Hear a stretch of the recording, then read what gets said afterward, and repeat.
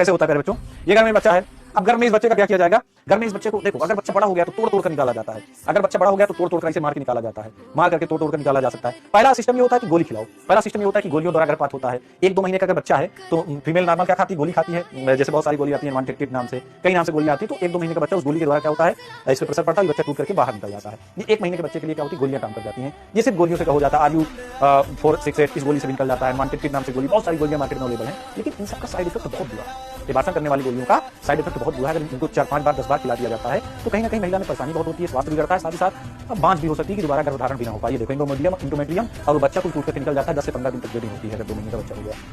इसके बाद अगला सिस्टम होता है सर्जरी, जब डॉक्टर सर्जरी करके निकालते हैं ना। अगर बच्चा और बड़ा हो गया तो सर्जरी होती है। सर्जरी 2 प्रकार की होती है, अगर बच्चा छोटा है तो वैक्यूम पंप से खींचा जाएगा, अगर बच्चा और बड़ा है तो तोड़ तोड़ के निकाला जाएगा, क्योंकि वैक्यूम पंप से नहीं आएगा। ये देखो, ये बच्चा बेचारे के भ्रूण को बाहर निकाल करके फेंक दिया गया गोली के माध्यम से, छोटा सा भ्रूण जो छोटा सा बच्चा बन रहा था उसको गोली के माध्यम से फेंक दिया गया। दूसरा प्रोसेस है, जब बड़ा हो जाए गोली से नहीं निकलेगा तब कैसे किया जाएगा, तब सर्जरी। ऐसे वैक्यूम पंप, ऐसे गर्भाशय की ग्रीवा को फैला करके वैक्यूम पंप लगा करके वैक्यूम पंप से खींच लिया जाता है बच्चे को। गर्भाशय की ग्रीवा को फैलाया, ऐसे ये यंत्र लगाया, गर्भाशय की ग्रीवा को फैलाया, योनि में लगा करके गर्भाशय की ग्रीवा को फैलाया, फैलाने के बाद वैक्यूम पंप डाला। ये देखो, गर्भाशय की ग्रीवा को फैलाया, फैलाने के बाद वैक्यूम पंप डालेंगे और वैक्यूम पंप से निकाल लेंगे। इसके पहले सुन्न वगैरह करेगा डॉक्टर, भाई डॉक्टर कोई भी काम करता है तो सुन्न वगैरह तो करता है, तो सुन्न वगैरह करने के बाद वैक्यूम पंप से खींच करके डालकर निकाल लिया।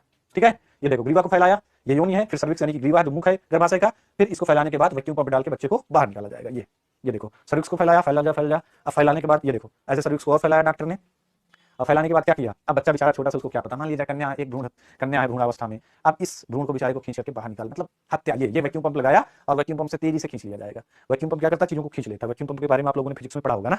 ये देखो, ये वैक्यूम पंप लगा करके ऐसे खींच लिया गया। ये देखो पहला सिस्टम।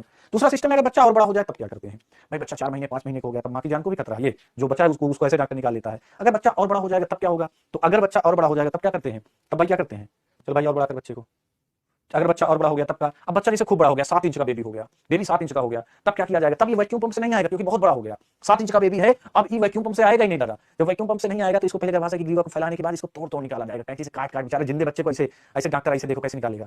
इस बच्चे को क्या करेगा, तो दवा खाकर पहले मार देगा या तो फिर जिंदे में ऐसे खींचेगा। देखो कितना दर्द होता होगा इस बच्चे को। ये वैक्यूम पंप से नहीं आएगा, क्यों नहीं आ रहा है, क्योंकि बच्चा बड़ा हो चुका वैक्यूम पंप से नहीं आ रहा। देखो उल्बद्रव वगैरह निकल गया लेकिन बच्चा नहीं आ रहा है। इस सबको बहुत डिटेल से पढ़ेंगे इस बैच में।